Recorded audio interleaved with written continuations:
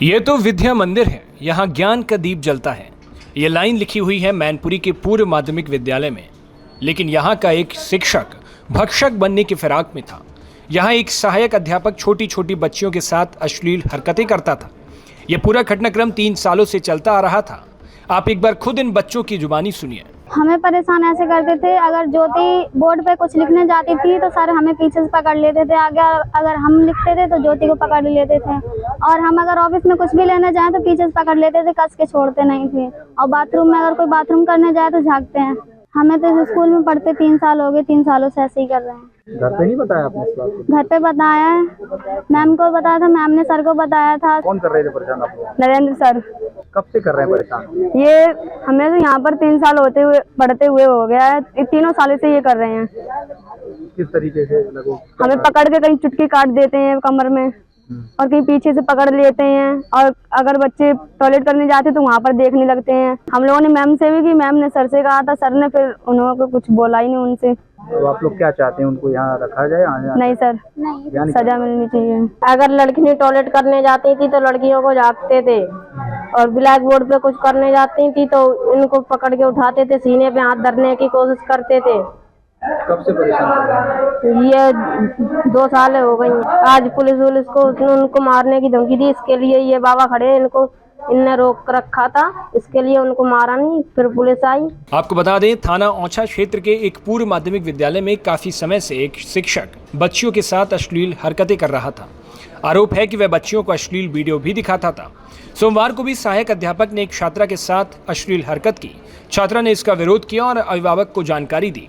जानकारी होने के बाद अभिभावक विद्यालय पहुंचे। पुलिस भी मौके पर आ गई। तब वहां मौजूद कक्षा 3 की कई छात्राओं ने शिक्षक की हरकतों के बारे में जानकारी दी। यह भी पता चला कि प्रधानाचार्य 3 साल से सहायक अध्यापक की हरकतों को जानते हुए भी पर्दा डालता रहा। पुलिस ने सहायक अध्यापक को हिरासत में ले लिया है और थाने ले आई।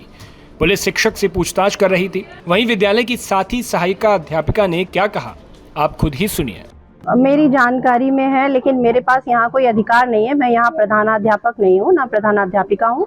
तो मेरे पास बच्चियाँ मुझसे अच्छा व्यवहार मानती हैं तो मेरे पास अपनी शिकायतें लेके आती हैं, बच्चे भी लेके आते हैं।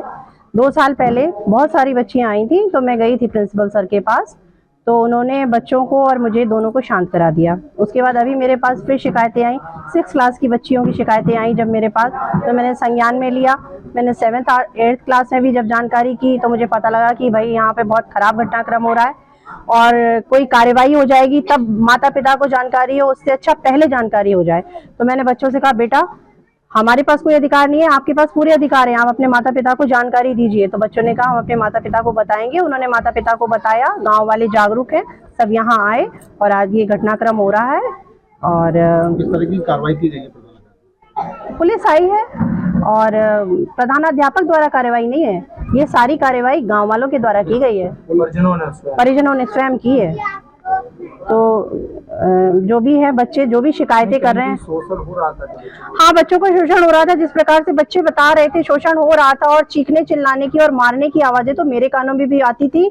और जो बच्चों का दैहिक शोषण वाली बात थी, वो मैंने आंखों से तो देखा नहीं, क्योंकि मैं हर जगह उपस्थित नहीं हो सकती हूँ, लेकिन जिन बच्चियों के साथ हो रहा था, बच्चे बता रहे थे क्लास में ये कमरा खिड़की बंद करवा लेते हैं और हमारे साथ ऐसा करते हैं। बड़े झिझक और बड़े संकोच के साथ बच्चों ने आज बताया। ये कम उम्र की लड़कियां हैं, ये डर जाती हैं, इनको शर्म आती है ये सब बताने में। तो इन्होंने बड़ा हिम्मत करके ये बात बताई, क्योंकि आजकल बच्चे पढ़ रहे हैं, अखबारों में देख रहे हैं क्या क्या हो रहा है, तो बच्चे भी थोड़ा अवेयर हुए और इन्होंने जागरूकता का परिचय देके अपने घर में बताया।